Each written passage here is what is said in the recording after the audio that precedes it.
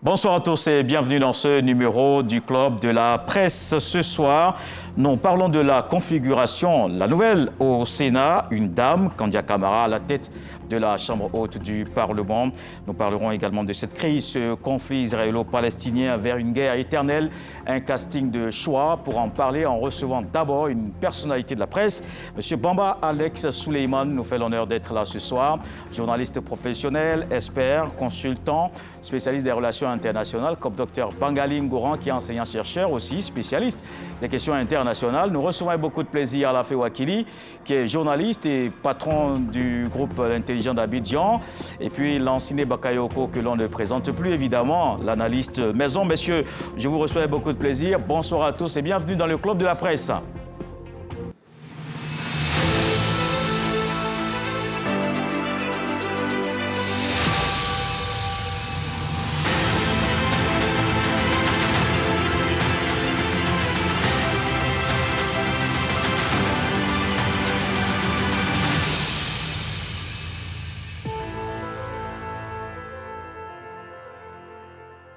Le jeudi 12 octobre, dans l'histoire du pays, le jour où une femme a pris les rênes d'une chambre du pouvoir législatif, Kandia Camara, élue présidente du Sénat, Yamoussoukro, un nouveau départ, une nouvelle page, une configuration dont nous parle Siaka Kone.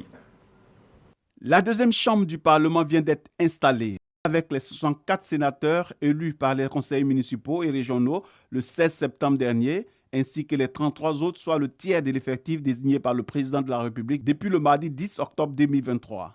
La rentrée solennelle du Sénat, ce jeudi 12 octobre à Yamoussoukro, a vu l'élection d'une nouvelle présidente, la vénérable Kandia Camara, ex-ministre d'État, ministre des Affaires étrangères, de l'intégration africaine et de la diaspora.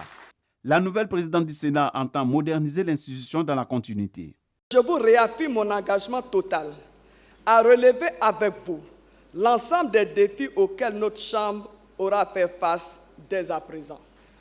Je saisis cette occasion pour féliciter l'ensemble des sénateurs de la première législature pour l'excellent travail accompli. Je voudrais, en ce moment précis de mon propos, rendre un hommage appuyé à M. Jano Ahoussou-Kouadio, premier président du Sénat, dont l'action historique à la tête de cette institution restera à jamais gravée dans la mémoire collective des Ivoiriens et des Ivoiriennes. Au regard du bilan du Sénat, au terme de sa mission, l'on peut raisonnablement convenir avec M. le Président de la République que l'institution du Sénat en Côte d'Ivoire n'est pas un luxe, mais bien une nécessité de développement. Le Parlement ivoirien est désormais en droit de fonctionner avec la mise en place de l'intégralité de ces deux chambres, le Sénat et l'Assemblée nationale. Alors, messieurs, tout est mis en place depuis Yamoussoukro, jeudi dernier. Lansine Bakayoko, vos premiers commentaires? Oui, moi, je pense que nous sommes dans le processus de mise en place des institutions de la République. Et il y avait un vide qui avait été créé du fait de la déclaration du président de la République. Aujourd'hui, on a déjà les principales institutions. Il reste maintenant la primature qui va être occupée, mais je pense déjà que l'innovation, c'est la venue d'une dame à la tête de cette institution, de cette puissante institution de la République, c'est-à-dire la Chambre haute du Parlement. C'est vrai que ce n'est pas une nouveauté, puisque déjà au Gabon, on avait Francine Rogombe qui avait été déjà président du Sénat et qui avait dû assumer même l'intérim après le décès du président Omar Bongo. Mais je pense que l'arrivée de Kandia Camara là n'est pas quelque chose d'usurpé, puisqu'elle a un vécu. C'est la manifestation, en tout cas, c'est le symbole de la loyauté, mais davantage de la fidélité à un homme. On ne peut pas dire qu'elle est une parvenue à ce poste, vu qu'elle a un parcours professionnel, un parcours syndical de plus de 40 ans. Voyez-vous, depuis 1978 jusqu'en 1980, elle était déjà membre, pas des instances du PDCRDA, mais elle était déjà présidente de la section du lycée Jeune Fille de Boaké. Ça veut dire, le MSI, c'était, si vous voulez, le creuser, le laboratoire du PDCI, en tout cas au niveau de sa jeunesse. Et en 1990, elle a occupé aussi les premiers rôles, en tout cas au plan de vue politique, puisqu'elle a créé une fondation de sensibilisation au niveau du PDCI. Plus tard, elle est devenue secrétaire nationale du PDCI RDA et en 1994, elle a rejoint le RDA du président Alassane Ouattara. Donc, et depuis lors, elle a joué les premiers rôles, secrétaire général du RDA, puis ministre de l'Éducation nationale, ministre des Affaires étrangères, ministre d'État. Donc, ce n'est pas un poste immérité et je pense que, parallélisme de forme, le président de la République est en devoir aussi de faire davantage confiance aux femmes dans les autres institutions. C'est vrai qu'aujourd'hui, on a déjà fait le tour, il ne reste plus beaucoup de place, il reste le poste de Premier ministre, mais je pense que c'est un appel aux femmes qui hésitent encore à entrer en politique ou celles qui sont déjà en politique pour dire que la politique, c'est un jeu d'endurance et Kandia montre le chemin, à savoir qu'une femme peut jouer le premier rôle dans un pays comme la Côte d'Ivoire. Alafi Wakili. D'abord, il faut noter qu'il y a 2 sénateurs qui restent à Élie, dans le Guemont, ils n'ont pas pu être élus. Ensuite, il faut noter que le mandat du Sénat sortant était fini depuis le mois de mars, en fait, depuis le mois de mars 2023. Donc, ce mandat a été prorogé de 6 autres mois. Et entre-temps, il y a eu une modification de la Constitution qui fait que la session n'est plus une session unique. C'est 2 sessions l'année. Depuis juillet dernier. Voilà, depuis juillet dernier. De sorte qu'il y avait une nouvelle session qui devait s'ouvrir, qu'on a vu là le 12 octobre. Autrement, s'il n'y avait pas eu cette situation, peut-être que le Sénat, les sénateurs qui venaient d'être élus, aurait pris fonction en janvier ou dans la perspective de la rentrée du Sénat pour la première session de l'année 2024. Donc, tout ce qui vient de se passer est lié certainement à la modification constitutionnelle qui a eu lieu certainement avec le passage à 2 sessions au niveau du Parlement. Donc, je tenais à noter cela et puis aussi noter que 5 ans après, le Sénat est désormais une réalité. Et on a noté l'hommage qui a été rendu au président Jeannot Ossou-Kouadio, cette standing ovation qui me paraît méritée. Et bien entendu, certains continuent toujours le débat sur la pertinence du Sénat. Oui, ce débat peut se faire, mais je crois qu'au bout de 5 ans, le Sénat est entré dans les habitudes et on voit bien que tous les acteurs politiques jouent le jeu. Il n'y a pas eu de boycott du Sénat. Malgré des réserves, le PPACI a présenté des candidats, le PDCA a présenté des candidats, les indépendants ont présenté des candidats, ce qui signifie que c'est une institution de la République qui est entrée dans les habitudes et personne ne dit, par exemple, que c'est une institution qui ne sert à rien, je boycotte, on n'y participe pas, on ne va pas à ces élections, c'est du pipé. On a vu que tous les partis politiques significatifs sont dans le jeu. Et pour moi, c'est quelque chose d'assez intéressant. On va suivre l'évolution, on va suivre les premiers pas de la nouvelle présidente Kandia Camara. Comme il a dit, elle n'est pas à un poste non mérité. On verra à l'œuvre ce que cela va donner. Docteur Bangali, effectivement, cette chambre haute, il y avait beaucoup quand même d'encre de salive. Finalement, Alafi Wakili l'a dit, un consensus autour, puisque tout le monde participe au jeu. Consensus, mais qui ne vient pas vider quand même le débat initial qu'il y a eu autour de sa création, parce que le Sénat, dans un système présidentialiste, donne l'impression d'être une institution avatar je dirais, de la hyper-domination du président de la République. Et je pense que le symbole de cette posture d'institution avatar du président de la République, c'est notamment justement la nomination sur la liste des sénateurs de celle qui sera ensuite élue comme présidente de cette chambre haute. Je pense qu'il aurait été mieux inspiré de la proposer sur la liste de ceux qui devaient être candidats au nom de son parti. Elle était élue et ensuite, elle se faisait voter, étant donné que le RGP avait une représentation majoritaire au niveau donc des résultats portant sur les 66 élus. Donc le fait que ce soit une personnalité qui fasse partie des 33 que le président doit nommer, qui finit par être élu à la tête du Sénat, participe justement de cette dimension, sinon de cette accusation, de ce que dans un système présidentialiste, il y avait le risque que le Sénat soit un avatar Et ça, je pense que c'est une confirmation. Alors, pour en revenir au débat initial, je pense qu'on ne pouvait pas le vider intégralement à partir du moment où le Sénat n'avait pas eu ces 5 premières années de législature qui permettaient de faire un bilan. Donc on pouvait peut-être, mener ce débat sur des a priori, mais aujourd'hui on a le bilan, de la première législature. On peut, sur la base de données factuelles, si vous voulez, alimenter le débat.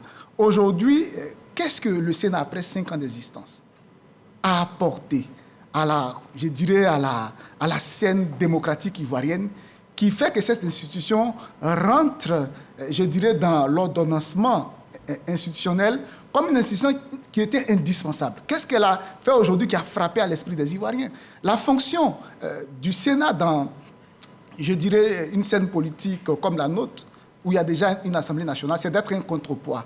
Mais quand vous avez un Sénat, donc du fait que le président nomme déjà 33 personnes, il y a une sorte de quasi-alignement sur le Parlement où le parti au pouvoir est dominant, il est également au Sénat.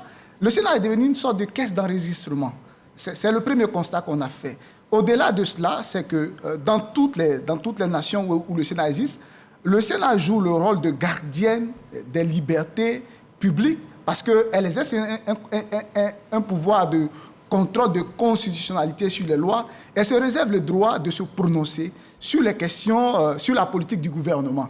Il y a eu tellement, de conflits de constitutionnalité en Côte d'Ivoire liés aux candidatures au présidentiel de 2020, liés au dossier de la radiation du président Laurent Gbagbo de la liste électorale. Et sur tous ces dossiers, on n'a jamais entendu ni le président du Sénat, ni les sénateurs s'auto-saisir du dossier pour émettre un avis tout simplement.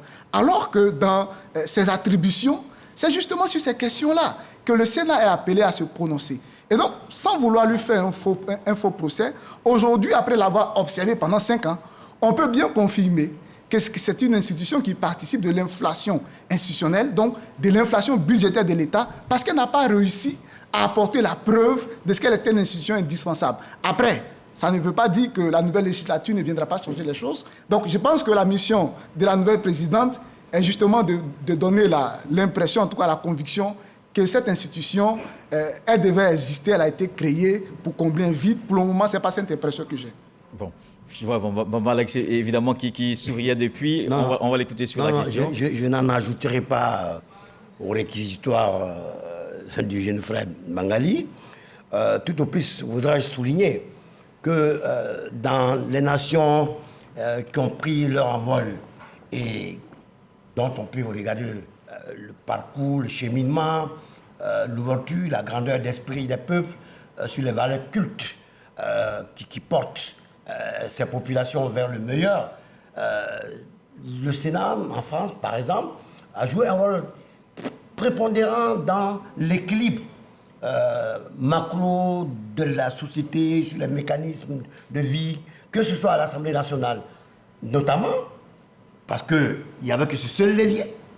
Et lorsqu'en 1956, le Sénat fut institué à nouveau, mais bien avant, il y a eu l'Empire, il y a eu la Commune, il y a eu une succession de mécanismes selon les époques pour que la société soit régulée dans les formes et les contours d'une modernité par rapport à l'origine des Carolingiens et des Mérovingiens qui n'étaient pas forcément des saints.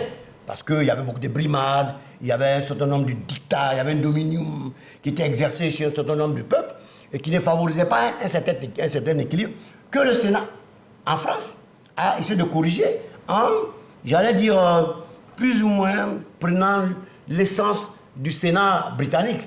Parce que c'était un royaume. Et donc, ce royaume-là avait donc des mécanismes, avait des règles pour que le jeu se fasse en interne, sans qu'en rien, ni la population, ni, comme on appelle les chancelleries diplomatiques, trouvent à redire parce qu'il était acquis qu'on fait soumission au roi et au reine. Alors, maintenant, pour en arriver de façon concrète à la situation d'aujourd'hui. Mais en 2015, lorsque l'idée est passée du stade des velléités à la réalisation concrète qu'en 2016, le Sénat naquit, et que au plan juridique, cette forme ayant été acceptée, il restait au chef de l'État d'apprécier l'évolution de la société ivoirienne. sous son magistère et son leadership. Il était quasi certain que la perception qu'il a eue en 2010, lorsqu'il a dit de lui donner 5 ans pour changer ce pays, participait de cette vision. Pour que cette société changeât avec des règles nouvelles, des institutions nouvelles qui donnera à penser que les libertés peuvent s'exercer, j'allais dire, de façon plus ou moins fluide, sans accrocs majeurs, et comme on en a eu par le passé. Alors c'est là où je le rejoins. Le Sénat lui-même, bien qu'il n'étant pas contesté, a-t-il joué son rôle véritablement? Est-ce que les débats attendus pour changer davantage la société, pour mettre en accord parfait les Ivoiriens, les uns et les autres, dans une configuration, j'allais dire, de communion fraternelle et de perception de l'élévation de la société au niveau du PIB, produit intérieur brut, du produit national de développement, le jeune économiste est là, donc je parle des critères fondamentaux, au niveau de l'UDA, c'est l'indice humain de développement, qui traduit bien ce que c'est qu'un pays en mouvement. Alors, la Chambre... Vous posez la question, est-ce que vous pouvez répondre en même temps? Vous demandez, est-ce que la Chambre a joué son rôle? Je pose la question alors. Qu'est-ce que vous pensez? Je pense que la Chambre a eu le mérite d'exister. Mais que la Chambre ait joué son rôle à l'instar des Sénats ou des Sénats tels que projetés que nous étudions dans nos cours à l'université, il y en a plein, la lèvre à la coupe, donc on peut il faut avoir beaucoup de modération dans cette perception. Maintenant, sur le fait, le candidat est nommé président du Sénat. Le processus qui conduit à son élévation à cette dignité est un processus qui résulte de la loi, du point de vue organique. Et il peut plaire au chef de l'État, auquel la Constitution autorise de nommer 33 personnalités, de choisir Bengali, Lanciné, Bamba, Alafé, Kolo. Ça relève de son pouvoir discrétionnaire stricto sensu.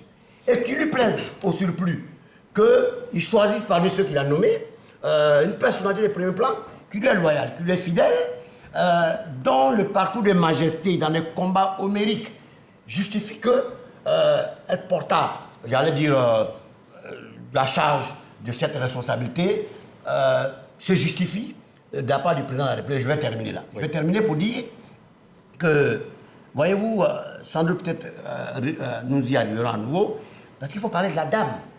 Pour qu'elle arrive à ce niveau, pour qu'elle parte du bahut du lycée de Boaké, qu'elle milite, c'est vrai, au MEUSI, mais qu'après avoir fréquenté, comme on appelle, l'école normale supérieure, et que soit professeur d'anglais, rien n'est prédisposé qu'elle fille un tel parcours.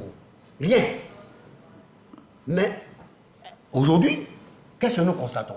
Alors, il faut faire fonctionner la machine à remonter dans le temps pour bien expliquer pourquoi elle arrive là, à ce stade. Quel a été le parcours? Si on y revient, je me ferai le plaisir d'en parler avec des éléments probants. D'accord. Oui, à la fin. Merci. Moi, je pense qu'on a écouté ce que le Dr Bengali a dit. Ce sont des critiques, des observations assez pertinentes. Mais en même temps, je pense qu'il ne faut pas peut-être attendre que le Sénat joue un rôle qui n'est pas le sien, un rôle de juge constitutionnel. Ce n'est pas l'avis du président du Sénat. D'ailleurs, Dieu merci, il est en bonne santé aujourd'hui. Mais dans cette période, il était couché. Je crois en juillet 2020, lorsqu'il y a eu ces débats, monsieur luttait contre la mort ou luttait pour la vie. On ne peut pas attendre qu'il revienne, qu'il relance ce débat, qu'il donne son avis sur la candidature du président ou pas. Et les sénateurs ont voté la loi, sont censés voter une loi. C'est des juges ou un juge constitutionnel qui l'applique. Ça, c'est un. De deux, je dis qu'il faut noter que si le jeu démocratique se fait bien, vous voyez cette fois-ci, le Sénat qui sort a été élu par des conseils municipaux et régionaux de 2013 en fin de mandat, en 2018, avant la fin de leur mandat, ils ont élu les sénateurs. Et l'idée était à l'époque que les sénateurs qui, eux, ont été élus en octobre 2018, élisent éventuellement les prochains sénateurs. C'est à cela qu'on s'attendait certainement lorsque les gens envisageaient que le Sénat qui avait été mis en place aurait été mis en place en mars 2023 à la fin du mandat. C'est ainsi que les conseillers régionaux et municipaux sortants auraient élu le nouveau Sénat. Mais le gouvernement, d'abord le chef de l'État, a constaté que le FPI venait de faire son entrée dans le jeu politique.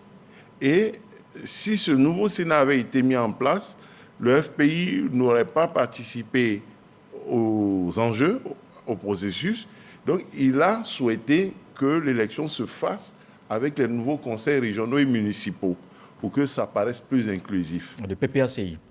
Plutôt le PPACI, merci.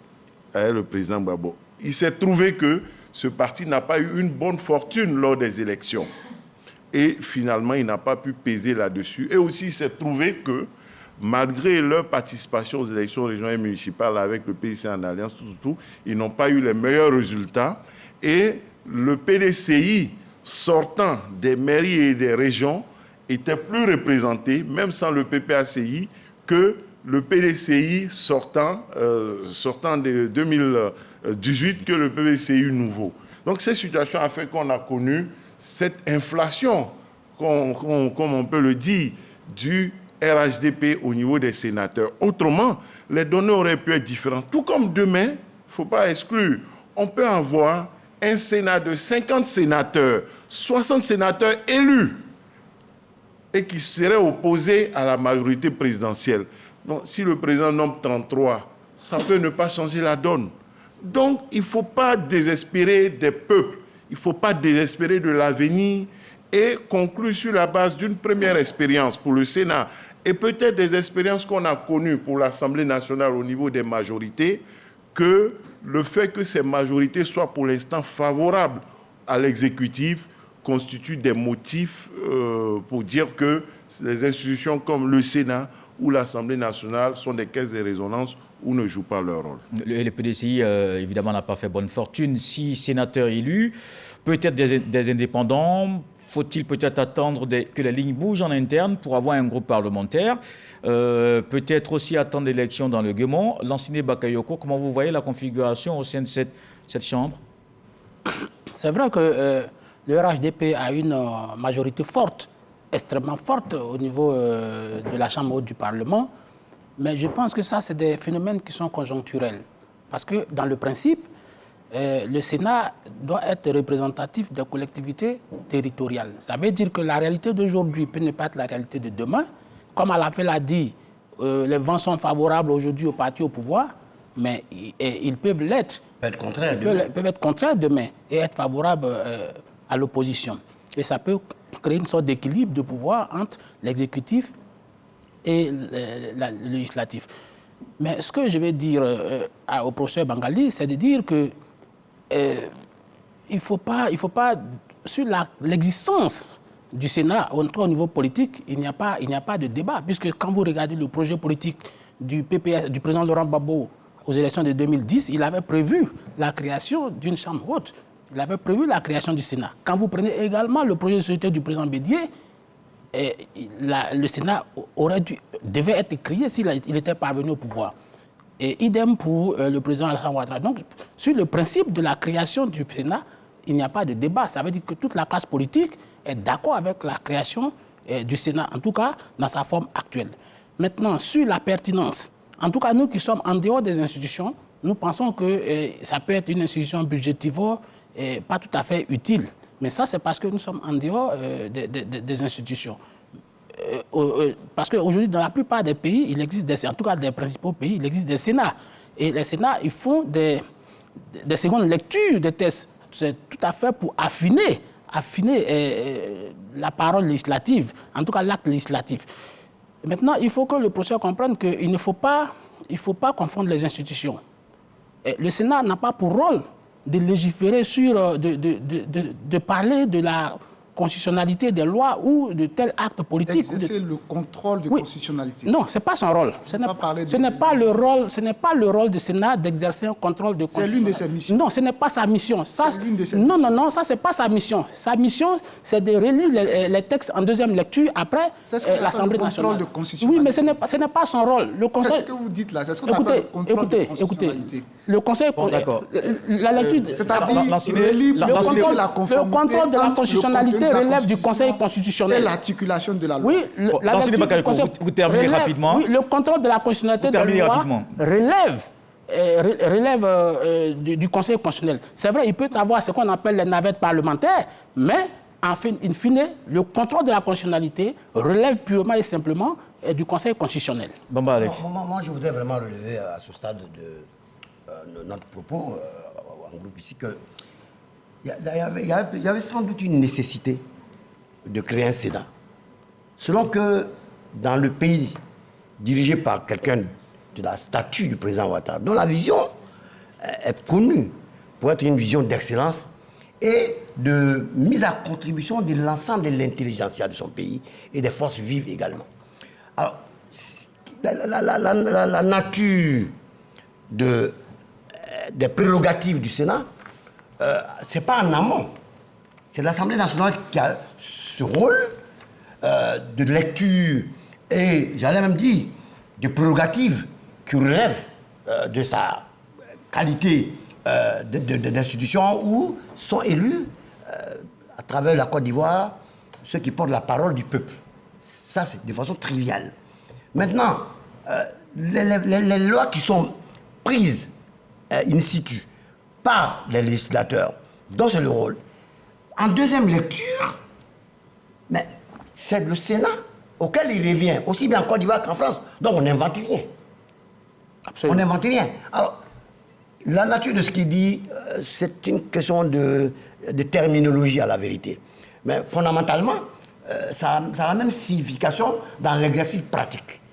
Voilà. Et donc, moi, je ne vois même pas de contradiction entre ce qu'il dit et ce que tu dis. Oui. Parce que le rôle du Sénat, en deuxième lecture, c'est de revoir l'ensemble des textes pour voir si ces textes sont conformes ou pas. S'ils ont suivi, il y a le processus qu'il faut pour arriver là où il faut, et que la procédure, la lecture juridique précise, est entachée d'aucune manœuvre dolosive ou bien de quelques impératifs. Oui, mais cela dit. Parce qu'en fin de compte, quand ces deux chambres, quand cette navette parlementaire a déjà eu lieu, en fin de compte, l'institution qui valide la loi en définitive, c'est le Conseil constitutionnel, après avoir vérifié, après avoir fait son contrôle de conformité à la Constitution. Mais ça, c'est une autre étape. C'est une autre étape. Si nous restons dans le Parlement, on dira que c'est l'Assemblée nationale qui a la primauté. La primauté. Bien sûr, en plus. Le Sénat qui a une seconde lecture. Voilà. Plus. Alors, docteur Bangali, oui. Alors, bon, je pense que sur la question, le doyen Bamba Alex a déjà tranché, donc ce n'est pas la peine de revenir là-dessus. Mais je veux rappeler que le Sénat a, disons, 3 missions essentielles. Le contrôle de constitutionnalité des lois, sur laquelle je ne reviendrai pas, mais aussi un rôle de contrôle des politiques publiques. Et puis au-delà de ça, parce qu'elle porte la voix des différentes régions, elle doit jouer un rôle d'apaisement dans un contexte de tension politique. Et je pense que quand on fait une critique de la pertinence de cette institution, en fait, ce qu'on critique, ce n'est pas forcément le projet porté par un régime. Mais au-delà de cela, c'est l'application que ceux qui exercent la fonction de sénateur font de l'outil, de l'instrument que la République met à leur disposition. Quelle est la perception aujourd'hui de la fonction de sénateur venant de ceux qui aujourd'hui exercent la fonction elle-même? Est-ce qu'ils voient cela comme une sinécure? Une sinécure en Égypte antique, c'est lorsque vous avez rempli une bonne carrière au sein de la noblesse régnante et que vous atteignez un certain âge, on vous attribue un poste juste symbolique pour lequel on vous verse des honoraires pour... Ad honorem. Voilà, ad honorem, sans forcément faire un travail réel en retour. Donc, est-ce que pour eux, c'est une sinécure? Parce qu'on s'est rendu compte que finalement, comme l'opposition l'avait prédit par le passé, le Sénat est devenu pour plusieurs d'entre eux une maison de retraite. Est-ce que véritablement, au-delà des 25 séances parlementaires d'information qu'il y a eu, au-delà de ce qu'ils ont appelé la diplomatie parlementaire et toutes ces fonctions-là étaient déjà exercées par la chambre basse du Parlement. Est-ce qu'au-delà de cela, ils arrivent quand même à donner un sens à leurs fonctions? Est-ce qu'ils arrivent à donner un contenu à l'instrument que le président de la République met à leur disposition? Parce que quand on fait des critiques, on a l'impression que c'est, disons, un choix politique du président qu'on critique. Non. Au-delà de cela, c'est pourquoi j'ai bien précisé qu'il fallait leur laisser 5 années d'exercice pour qu'on puisse maintenant porter une analyse en fonction du factuel. Donc, l'instrument a été... l'idée est venue du président Bédié, le président Laurent Gbagbo l'a reconduit, même s'il n'a pas pu l'appliquer. Aujourd'hui, le président Alassane Ouattara l'a fait, mais une fois que c'est fait, ceux qui sont aujourd'hui, qui animent l'institution, qu'est-ce qu'ils en font qui démontrent clairement que l'institution a un sens. Donc, finalement, je pense que déjà, au niveau des sénateurs eux-mêmes, il y a un devoir d'appropriation de leurs différentes missions, de les traduire en acte, de sorte qu'au niveau de la communauté nationale, il y a une perception qu'ils sont une institution indispensable. Donc, ce n'est pas utile, ce n'est pas une question du président de la République, mais du... Qu'est-ce qu'ils ont fait qu'ils n'auraient pas dû faire? Qu'est-ce qu'ils ont fait qu'ils n'auraient pas dû faire? Lansine, vous n'avez pas la parole. Moi, je dis, j'ai déjà donné un indice au début. Le caractère pertinent, c'est vrai, des critiques peuvent exister, mais si on considère que les partis politiques sont porteurs de la volonté des Ivoiriens et un espace pour donner le suffrage des populations, on peut estimer que c'est un indicateur important à travers leur adhésion, leur engouement. Oui, les partis politiques adhèrent. Il y a un engouement, il y a une adhésion des partis politiques. Au-delà des partis politiques, les candidats indépendants qui sont issus de la société, quand on dit on fait une élection des sénateurs, ils y vont, comme ils vont pour les députés, comme ils vont pour les maires, comme ils vont pour les régions. Il faut avoir du respect pour ceux qui font la politique. Ouais. Bon, voilà, parce qu'on ne va pas dire on veut être sénateur pour une marge financière, mais quand on veut être maire, non. Quand on veut être député, non. Je ne sais pas ce que le sénateur gagne plus. Je ne sais pas ce que le sénateur gagne plus que le député. Oui. Sinon, les gens peuvent se contenter d'être enseignants ou chercheurs s'ils veulent de l'argent au lieu de chercher à être sénateur. Il faut respecter. Il faut respecter le recours au suffrage universel. Deux, il est important de préciser que le Sénat ne fait pas de contrôle de constitutionnalité.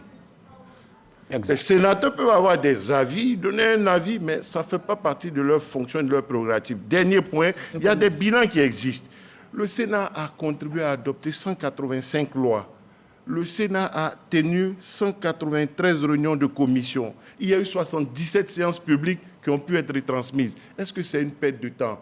Ça ne sert à rien, ça, tout ça, dans cette Côte d'Ivoire. Il y a eu 16 réunions de bureau. Il y a eu 832 heures, 11 minutes de séances au cours desquelles les gens ont travaillé. Même s'ils cherchent des honoraires, ad honorem, ils les ont bien mérités. Ils ont travaillé. C'est des heures de travail. Ils ont travaillé. Comme des gens donnent des cours, ils prennent de leur temps pour réfléchir sur des sujets qui concernent la nation ivoirienne. On ne peut pas dire que c'est une perte de temps et qu'ils ne font rien. Ils méritent bien qu'on leur donne leurs indemnités comme les députés. Cela dit, en 30 secondes, parce qu'on a fait le tour sur la question, en 30 secondes, je crois que ce n'est ni de la sinécure, ni de la figuration. Peut-être que ce n'est pas encore entré dans les mœurs. Et qu'au fur et à mesure que l'information précédera les différentes actions qui poseront dans le futur, les Ivoiriens ainsi que la communauté des nations en aura une meilleure perception. Parce que, à la vérité, le Sénat, les Ivoiriens, singulièrement, découvrent l'institution. Mais c'est une très vieille tradition qui vient équilibrer la marche de la société dans les régimes antiques et même, j'allais dire, médiévaux. Parce que la relation entre les dévots, les rois, était, j'allais dire, agencée, ordonnancée par un certain nombre de règles, de postures, de personnalités qui jonchaient le long de la marche des chefs pour que l'objectif qui était pressenti le soit et que la société soit meilleure et soit équilibrée. Tant qu'une société est équilibrée, vous êtes à l'abri de toute surprise. Et c'est le cas de la Côte d'Ivoire où le président a une perception, où la nomination de la dame, la grande dame Kandia Camara, nous y reviendrons tout à l'heure sur son parcours et ce qui a justifié qu'elle soit portée à la tête de cette institution.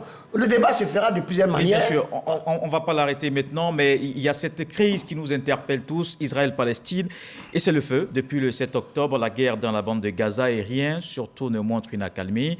Siaka Kone nous en parle. Offensive surprise du Hamas lancée le samedi 7 octobre dernier contre Israël.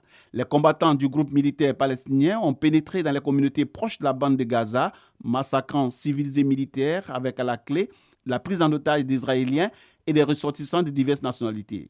En riposte, Israël a lancé des frappes aériennes affirmant qu'il vise des sites militaires à Gaza, bilan plus de 1000 victimes de part et d'autre. Ces violences interviennent au lendemain du 50e anniversaire de l'attaque surprise menée par l'Égypte et la Syrie en 1973, événement ayant occasionné une guerre majeure au Moyen-Orient. Quelles sont les conséquences de cette énième crise israélo-palestinienne faite de sang et de larmes? Avant de parler des conséquences, alors comment comprendre surtout cette crise israélo-palestinienne? C'est quoi le sous-entendu, Dr Bangali? Je pense qu'elle était prévue, elle était même souhaitée par les deux camps, parce que ce soit du côté gazaoui ou du côté israélien, sont aujourd'hui à la direction au pouvoir des radicaux, donc des extrémistes.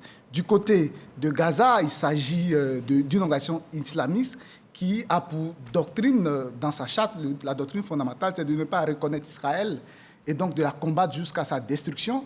Et du côté d'Israël, depuis les élections de novembre 2022, arrive au pouvoir une coalition d'extrême droite composée des nationalistes religieux, dont l'aile la plus dure et de l'aile radicale du Likoud. Alors, qui sont ceux qui sont au pouvoir aujourd'hui en Israël? Ce sont exactement le même groupe qui se sont opposés en 2005 au plan de retrait décidé de manière unilatérale par Ariel Sharon. Et à l'époque, ça avait été vécu comme une trahison, comme un déchirement. On se rappelle que Benjamin Netanyahou, qui était dans le gouvernement, avait décidé tout seul, même étant membre du Likoud, donc le parti d'Ariel Sharon, avait décidé de démissionner du gouvernement. Et de défier. Et de défier l'autorité du Premier ministre. Et l'aile, aujourd'hui, qui s'est additionnée à lui, donc incarnée par Itamar Ben-Gvir, on peut l'identifier comme l'homme qui a été à l'origine de cet embrasement, parce qu'il a violé, je dirais, le statu quo du mont du Temple.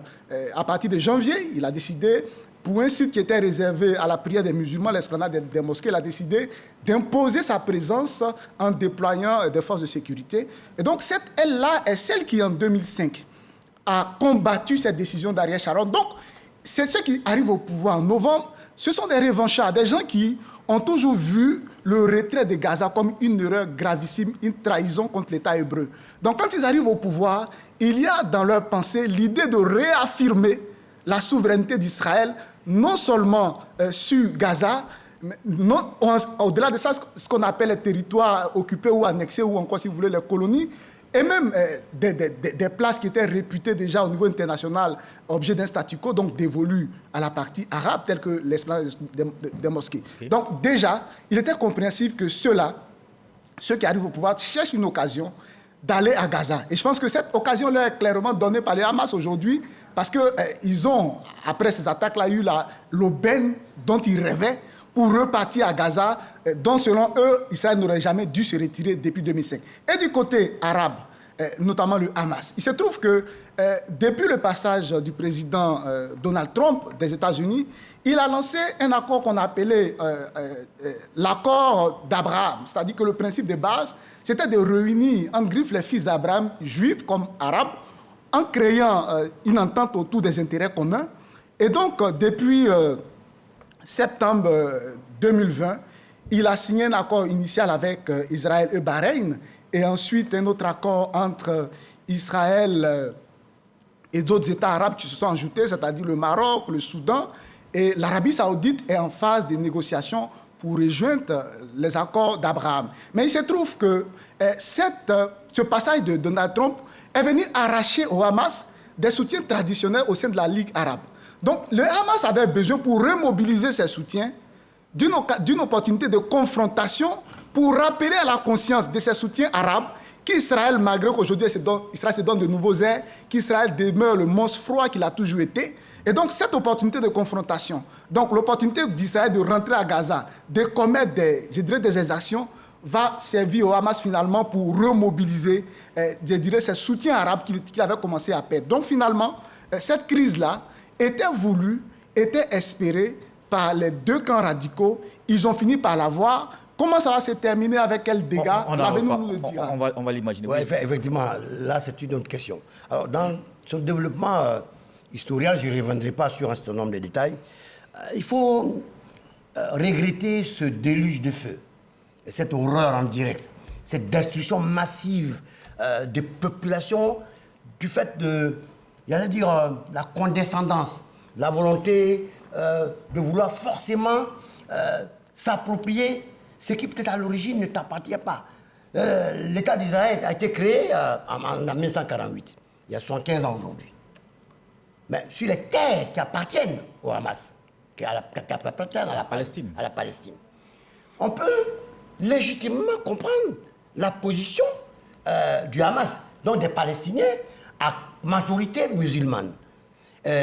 L'État hébreu étant considéré comme étant juif, même s'il y a des musulmans, et que, tout paradoxe, sur cette place, la première mosquée la plus importante de l'histoire de l'humanité, la mosquée Al-Aqsa, qui est la seconde après la mosquée Al-Haram, qui est en Arabie Saoudite, et que le mur des lamentations, là où nombre de personnalités quittent leur pays pour y aller, pour, j'allais dire, se mettre en révérence devant Allah, pour expier leurs péchés ou alors pour satisfaire un certain nombre de souhaits, et que c'est précisément sur ces sites-là qu'il y a les pires atrocités.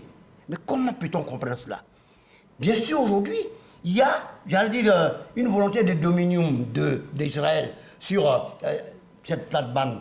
Mais ceux qui y habitent, d'où sont les terres? Et qui sont, j'allais même dire, en proie à des provocations. Puisqu'il y a des colonies. Mais ces colonies-là appartiennent à Israël, qui viennent, font sortir certains habitants, comme on appelle palestiniens à Gaza, et installent à leur place des Israélites qui espionnent l'ensemble de leur comportement. Et la surprise, comme Bangali l'a dit tout à l'heure, dans l'approche stratégique qui a échappé au gouvernement de Netanyahou, qui lui mettait un ancien vent en guerre, c'est précisément parce qu'il a pensé que tout était fini. Mais tout n'est jamais fini. Il a été surpris par l'attaque du 7. Il a été non seulement surpris, parce que dans l'imaginaire collectif des Israéliens aujourd'hui, se considérant comme étant une hyperpuissance, ce qui n'est pas faux, et que leur stratégie est fonction, j'allais dire, d'une lumière que seul Dieu a permis aux différents habitants de cette région, dotés d'une intelligence, de silex, d'une probité, et puis d'une candeur religieuse. Mais à nul autre pareil que cette surprise-là, qui les frappe au cœur de leur système, qui les a ébranlés et qui justifie le comportement et les réactions qu'ils sont en train d'avoir. Et ce n'est pas prêt de se terminer. Alors, finalement, peut-être pas défaitiste, mais est-ce qu'on peut dire que c'est une guerre éternelle? C'est une guerre qui dure, mais c'est une guerre éternelle, oui, et puisque elle est là aussi, était biblique, depuis les temps anciens. Oui. Donc c'est une guerre perpétuelle. Je ne sais pas si elle va être éternelle. Il faut souhaiter que non, qu'il y ait un accord de paix définitif, après lequel ça court de part et d'autre. Il y a eu Yasser Arafat qui a eu ce prix, paix à son âme. Il y a eu aussi ce prix Nobel, oui. Mais voilà. Chaque fois, c'est reparti du Chaque fois, ça reprend. Et Ariel Sharon est un dur, oui, qui a été modéré. Et puis après, il a eu plus dur que lui. Voyez-vous, c'était un chef de guerre. Mais après, il a compris. Il a fait ce retrait quand même. Ça fait mal, les gens regrettent. Mais aujourd'hui, quand ils vont s'installer, même quand les Américains ont fait les gains en Irak, en Afghanistan, ils sont partis. Est-ce qu'Israël a les moyens de tenir encore l'occupation pendant longtemps? Bien entendu, il ne faut pas exonérer le Hamas. Puisque le Hamas, ce n'est pas le Fatah, ce n'est pas Mahmoud Abbas, le président de l'autorité palestinienne, ce n'est pas tous les Palestiniens. C'est le Hamas, c'est une branche terroriste, c'est une branche radicale. Donc ça aussi, il faut pouvoir le dénoncer. C'est-à-dire, c'est même des gens peut-être qui refusent... Ça dépend peut-être de la terroristes. Peut-être c'est des gens qui refusent le suffrage universel ou qui refusent les règles de gouvernance, vont peut-être acceptées par tout le monde pour agir. C'est une branche qui a une perception différente. Oui, mais qui fait qui choisit la force armée, la violence. D'ailleurs, même, ils sont en désaccord entre eux là-bas avec... à l'époque même, Yasser Arafat a eu des difficultés avec cette branche. Voilà, c'est une branche de la violence. Et cette violence-là, voilà, de la radicalité, il faut pouvoir le dénoncer. Il y a des radicaux aussi en Israël. Tout comme, oui, mais ils ont la force de l'État, qui est une force légitime et un peu plus rationnelle. Aujourd'hui, elle devient irrationnelle parce qu'elle a été provoquée. Elle devient folle aussi. Elle devient violente. Elle vire au terrorisme, mais elle a été provoquée. Puisqu'on parle elle est dans la riposte. Non conventionnelle. Oui, elle a été provoquée. Elle est dans la riposte. Et il faut qu'il y ait un appel, une dénonciation de part et d'autre pour que la raison revienne et pour que les gens comprennent que tout conflit finit par le dialogue. Et si on peut éviter l'escalade, il faut se battre de part et d'autre, donner les conseils, enlever les cailloux dans les oreilles sur les uns et les autres pour leur parler, pour qu'ils entendent et qu'ils acceptent le dialogue. Lanciné. D'abord, moi, je ne parlerai ni de terrorisme ni d'attaque. Pour moi, c'est une riposte. Les Palestiniens sont aujourd'hui en résistance et les offensives qui ont été lancées, c'est une sorte de révolte. Donc, les combattants gazaouis sont des résistants et ce qu'ils sont en train de faire, c'est une révolte. Donc, il ne faut pas utiliser cette rhétorique occidentale-là qui met aujourd'hui les Gazaouis en difficulté. Vous savez très bien que le soutien conditionnel des Occidentaux, l'Amérique l'a réitéré, Joe Biden l'a réitéré, à savoir que son soutien... Anthony Blinken, d'ailleurs, qui est en tournée. Qui a dit que son soutien était inconditionnel. Et tout le monde sait aujourd'hui que l'Union européenne, les Occidentaux et le Canada font transiter des armes par la Hongrie et par la République tchèque en direction d'Israël. Tout le monde le sait. Donc, je veux dire, quand vous dites que les Gazaouis sont le Hamas, c'est un mouvement terroriste, mais ceux qui ont décidé d'engager des postures politiques, je n'ai pas du Fatah de Mahmoud Abbas aujourd'hui, à Abou Mazen, mais ça n'a rien donné. Ça n'a rien donné. Vous voyez même que Marwan Barghouti, qui était le fer de lance de cette résistance politique, est aujourd'hui en prison depuis 2002. Et vous savez que de Ben Gourion en 1948 jusqu'à Benjamin Netanyahou aujourd'hui, en passant par Isaac Chami, Shimon Peres, Isaac Rabin, et Golda Meir, tout ça, la situation n'a pas évolué. Vous savez, cette occupation, elle dure depuis 75 ans. Et après la guerre des 6 jours, la prochaine... Qui dure 75 oui, non, depuis 75 ans, oui. La création d'Israël. Oui, mais la création d'Israël... Oui, mais la création d'Israël... C'est pas l'occupation. S'il vous plaît, la création d'Israël date depuis 75 ans, mais les premières négociations commencent depuis il y a 57 ans, depuis 1967, après la guerre des 6 jours. Donc c'est quelle négociation qui dure 56 ans? Il y a des conflits pas... Oui, s'il vous plaît, c'est quelle négociation? La guerre des 6 jours. S'il vous plaît, non, excusez-moi. Il va terminer. Je termine. Il va terminer. Je ne comprends pas qu'une négociation puisse durer depuis 56 ans.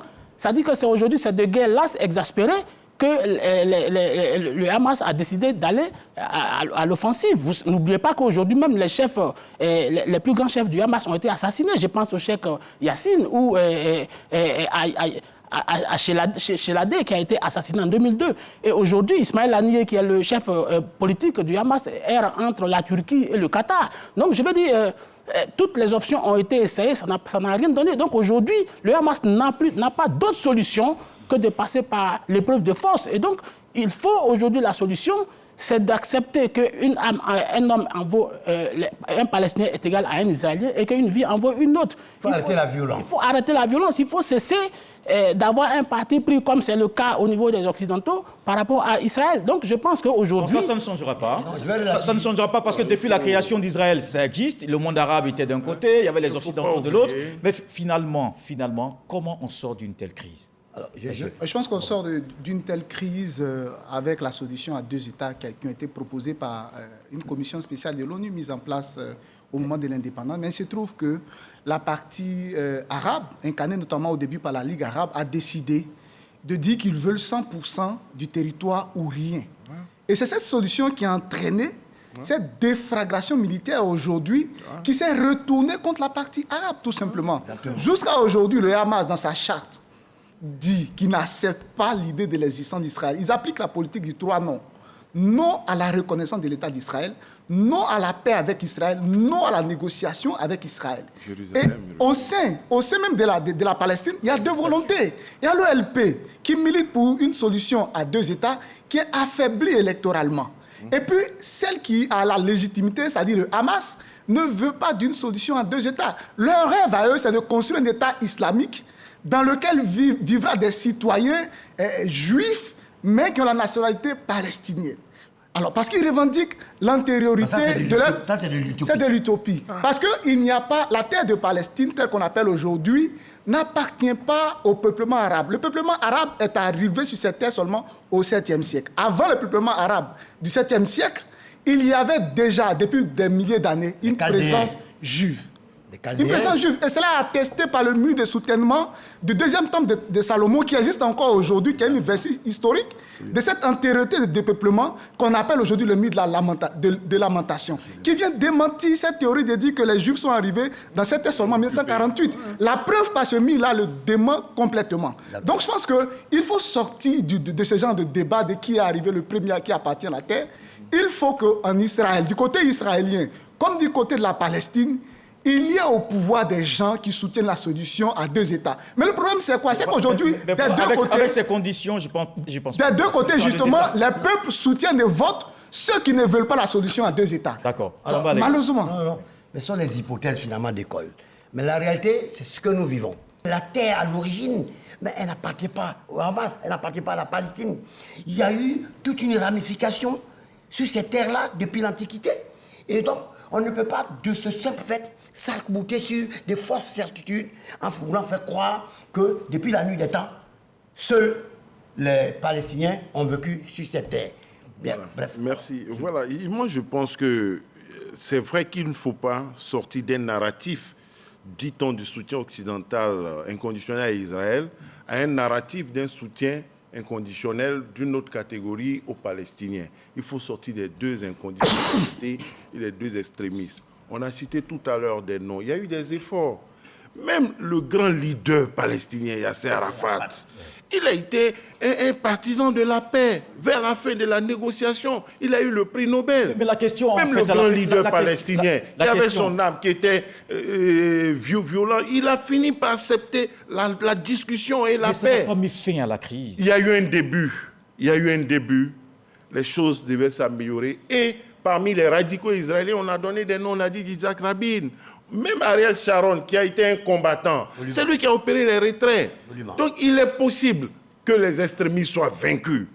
Il faut continuer le dialogue et arrêter de dire que l'on a forcément raison. Parce que c'est une histoire ancienne. Les gens s'arrêtent à partir de 1948. Oui, ils oublient le traumatisme des Juifs. Ils oublient le traumatisme, la solution finale. C'est que Hitler a fait la Shoah.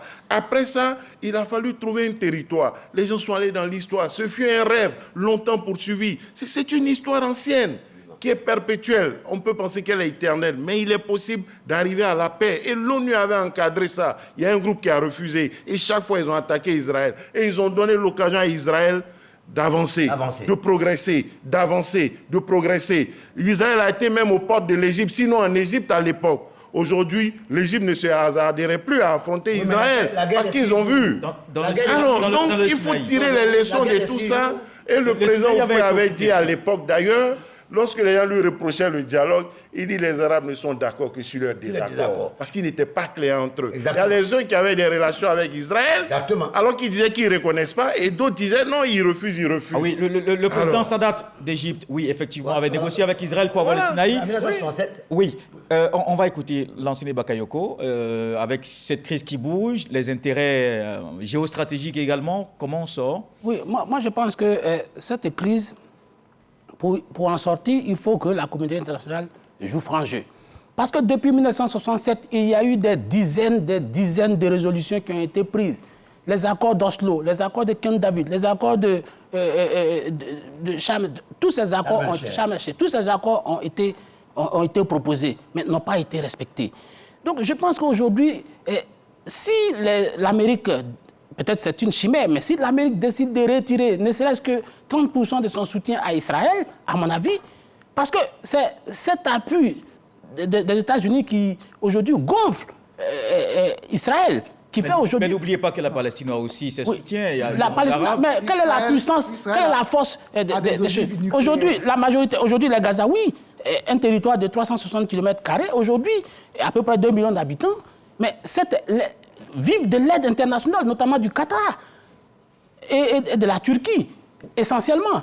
Je veux dire, il faut que l'hypocrisie internationale s'arrête par rapport à cette crise. Parce qu'aujourd'hui, on ne peut pas vouloir de la fin de cette crise et armer une partie, un des protagonistes de cette crise. Donc je pense qu'aujourd'hui... L'Iran aussi le fait pour le Hamas. Donc on ne peut pas prendre c'est que les États-Unis font. Oui, avec l'aide de la Syrie. Écoutez, la Syrie, mais tout le monde... C'est l'ancien bloc, oui, évidemment. Moi, je pense qu'aujourd'hui, la bipolarisation du monde par rapport à cette crise n'est pas faite pour arranger... Aujourd'hui, on est déjà dans des crises structurelles, fonctionnelles au niveau du monde entier. Aujourd'hui, on va vers la bipolarisation va encore s'amplifier et je ne pense pas que ça annonce des lendemains meilleurs pour le vivre ensemble international. On va terminer en 30 secondes. Je pense que, bon, même sur le plateau, il va falloir qu'on en revienne à des valeurs qui nous sont propres, des valeurs de dialogue. Alors moi, je voudrais noter tout simplement qu'on ne peut pas vouloir d'une chose et son contraire. Comment sortir de la quadrature du cercle? Telle est la question fondamentale aujourd'hui. Faut-il rester toujours arc-bouté sur les positions qui sont les leurs et puis assister à ce traumatisme qui fait tressaillir le monde à tant et tant d'exactions, de tueries, mais d'une cruauté mais immonde? Ou alors, faut-il être habité par la sagesse? Comme Arafat l'a dit. Et faire des concessions? Non, et comme nous l'avons noté à l'époque, Yasser Arafat. Et puis, Ariel Sharon, qui a été un des durs parmi les durs de ce qu'on pourrait appeler Sahel, c'est-à-dire l'armée. Bamba, il y a un des acteurs majeurs. Vous savez, Yasser Arafat a prôné la paix. Il a le prix Nobel. Mais que lui est-il arrivé? À quoi est-ce qu'il a abouti? Aujourd'hui, son principal successeur, je parle de Marwan Barghouti, ça fait 21 ans qu'il est en prison. Merci, non, ça va. Bon, Lansine, vous n'allez pas reprendre la parole. Mahmoud Abbas qui est le successeur. Marwan Barghouti qui a la légitimité. Mahmoud Abbas, c'est un président par défaut. C'est un président par défaut. Là, ça risque de relancer le débat. Mais non, on ne va pas relancer le débat. Non, on ne va pas relancer le débat. Malheureusement, on n'a plus beaucoup de temps. On n'a pas de débat. On n'a plus beaucoup de temps. Tout simplement, dans le jeu d'alliance dans ces régions-là, ils sont passés d'une chose et de son contraire. Et ce que tu dis, je comprends. Peut-être que c'est la perception du jeune que tu es, qui n'est pas allé dans l'histoire profonde, chercher ce qu'il faut, qui t'amène à cette réflexion qui est opportune et se justifie. Mais la réalité, elle est tout autre. Celle d'aujourd'hui, elle a été peinte tout à l'heure par Bangali, et j'ai mis l'accent sur la nécessité absolue que, j'allais dire, des endroits de la terre que Dieu lui-même a oint de ses faveurs, de ses grâces, on puisse se comporter de la façon aussi immonde et odieuse. C'est vrai que c'est incompréhensible. Si on va sur le terrain religieux, il va falloir à un moment donné que la paix revienne. C'est pas possible. Les gens que la paix parlent de revienne partout. sur des des 4 points cardinaux pour arriver là-bas. Tu le mets de lamentation. La mosquée Al-Aqsa, c'est la première mosquée qui a été construite dans la direction où on prie aujourd'hui. Dieu a fait cette faveur. Mais attends. Il faut que Dieu refasse une autre faveur pour qu'il y ait la paix en Palestine. Merci Bamba Alex, merci à Dr Ngoran Bangali, à Lafi Wakili. Lansine Bakayoko, messieurs, merci d'avoir été là aujourd'hui. Merci à tous de nous avoir suivis. À dimanche pour un autre numéro du Club de la Presse.